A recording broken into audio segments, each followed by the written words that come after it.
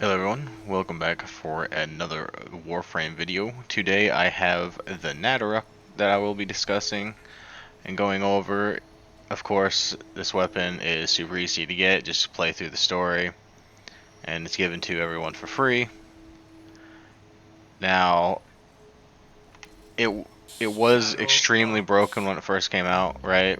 And they've kind of nerfed it a bit, but it still is amazingly good, right? I've played with this weapon a lot, and this is kind of the build I've come up with. It may not be the best. It might be other people that like this does buku like infinite damage, blah blah blah. This is what I've come to be or found to be the most consistent and reliable for me. It, like I said, this weapon you get pretty easily just playing through the story, but this weapon does have like the perfect shot thing, right? So you get the quick shot, charge shot, and the perfect shot. We're going to mostly focus on the perfect shot. I know there are some people that do quick shot builds. I didn't really see like playing with the quick shot. It doesn't seem to be all that amazing. And charge shot, you'll focus on this more if like you're just going to full charge, right? If you can't time your perfect shot right, you'll just focus more on getting that full charge and then releasing. But anyways, we get into the build here. Pretty simple when you look at it, right? Prime shred, use regular shred. Critical delay, pretty simple mod to get. It's from the vaults on Deimos. But it's for the crit chance, as you can see. It gets it 180%. Now, this weapon does have, like my charge shot, 150 crit and status chance, right? So it's like, we got critical delay for crit chance. It's got minus fire rate. That's one reason we put shred on, right? It does have pretty slow fire rate to start with, so the shred helps with that too. Thermite and rhyme rounds, so we end up with blast, and then that also gets our status chance up. And then galvanized chamber, of course, is a staple on almost every weapon for multi-shot, right? And then vigilant armaments for multi-shot, plus its set bonus, which is the chance to enhance critical hits from primary weapons. And then we've got hammer shot. Since we're going with a hybrid build, we want both crit and status, right? So crit damage, status chance, self-explanatory. And then finally, vital sense for that 120% crit damage. Just gets us up to, we're guaranteed to crit and get status. So that basically, we get the status proc and we get the 6.7 times crit damage multiplier, right? And as you'll notice when I get into the gameplay later, once you get this build up, you get up mostly red crits with status procs, right? And then, of course, for our arcane, I went with primary merciless. I have tried out other arcanes, right? Like longbow, sharp shot, and primary deadhead. For some reason, the Nataruk doesn't want to seem to register precision headshots very accurately. Probably because it's explosive, right? So I just went with Prime and Merciless. It just stays consistent, and see how it looks in the mission. Alright, so here we are in the mission, right? Get our first kill. It's going to take a couple shots, right? It takes 2 shots. But then, if we stay in the fight, it just becomes ridiculously good. This is that without any roar or any other damage buffs from my Warframe yet. And it's, yeah, one-shotting Steel Path, no problem. We'll add the roar buff, right? And then, yeah, it just becomes red crit status procs, one-shotting just about everything.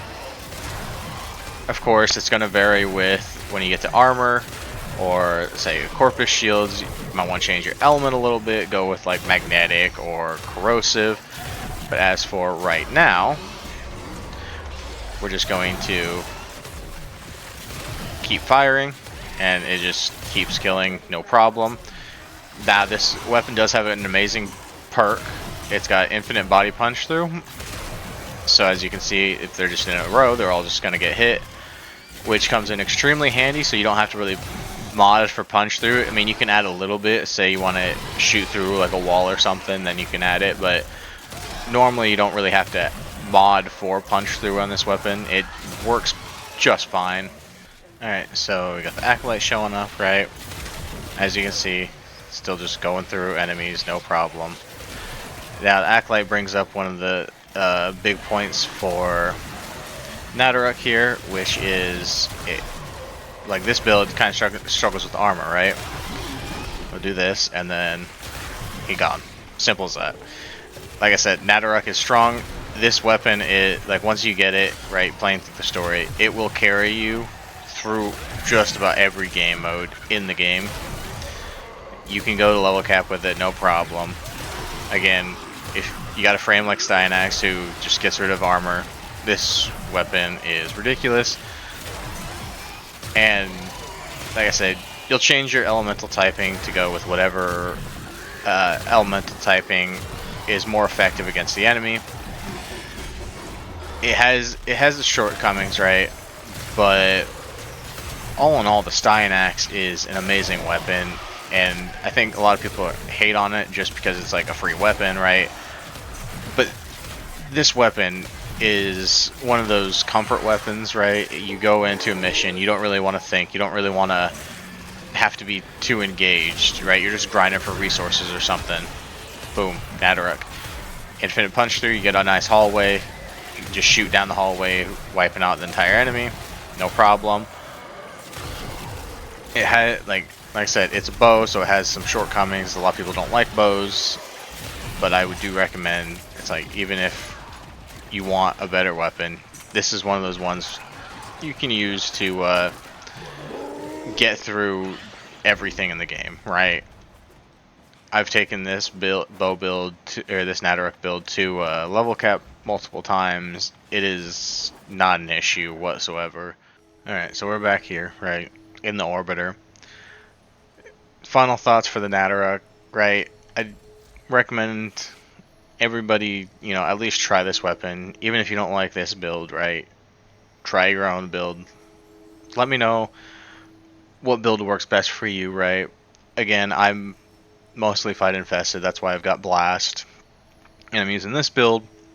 But as you can see, it's like you get rid of the armor, or even before the armor, right? They took out about a third of its health with armor and on the Acolyte, but get rid of its armor and just wipes the thing out instantly.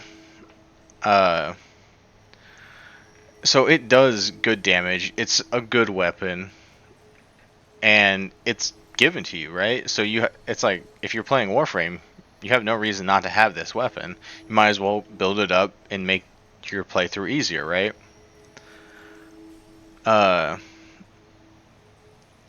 I personally don't have a ribbon for it, right? So we're gonna talk my thoughts for if you got a ribbon for this. You probably want go for a hybrid, right? Status, crit, chance, crit damage, or multi-shot. Any of those, and then I don't know, minus zoom as your negative, just to make your other stats higher.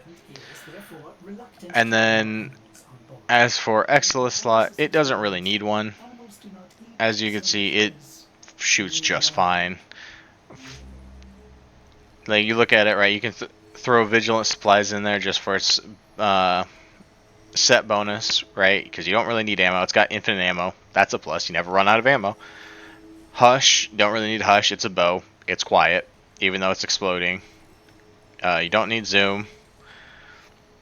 Terminal Velocity, don't need. Yeah, you don't really need like any of these. Stabilizer, you don't. It has like no recoil. so you don't need that. Again, ammo mutation. It's got infinite ammo. It's whatever.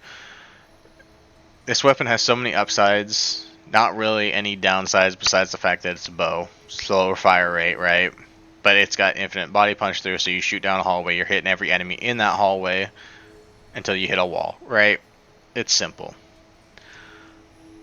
And then, as I said earlier, I went with primary merciless. I've tried out most of these other arcanes, and I just like primary dexterity, right? I'm not switching to my melee and then switching back to the Nataruk. Nataruk's for long distance, right? You don't want to go in close and then back away, right? You just stay in the fight at all times, keep it going, primary merciless. Same thing with like primary obstruct. Yeah, your magnetic status effect, enemy weapons jam. If you're killing the enemies, you don't really care that the enemy's weapons are jammed, right? Same reason why radial disarm for Loki isn't really used too much. Say primary frostbite, right? On cold status effect, plus 2% crit damage, and then multi-shot for 12 seconds, stacks up to 40 times.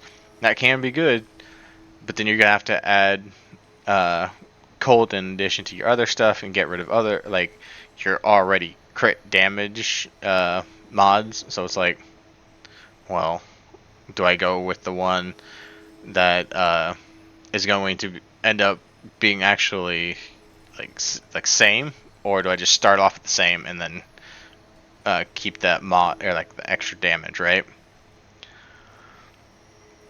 And then for primary exhilarate, on weapon impact status effect, energy regen. I don't really use weapons for energy regen in any situation. If I'm struggling with energy on my warframe, then I've modded something wrong, right? Especially with how many instances like you go into public lobbies and you've got nourish and roar buffs, right? You've got energy, you've got your faction buff, right? You don't really need to mod for those. And then, like I said, for deadhead and longbow sharp shot, the Nataruk for some reason does not want to register headshots very well. I don't know if it's a bug or intentional. I don't know if it's because of the explosion, but it is what it is, right? Same thing with primary crux. Its weak point hits. It doesn't want to register. As for this one, on toxin status effect, crit damage and multi-shot, it's the same thing as the other one. It's right. Why I put the arcane in there? You'd have to add damage and take off a crit damage mod on your build to add this, and then it's like, well, I'm just losing out on damage overall. Doesn't. Some instances where this is good, right? But on this weapon in particular, not really. So let me know your thoughts, what build you guys have decided to go with, and I'll see you in the next one. Bye.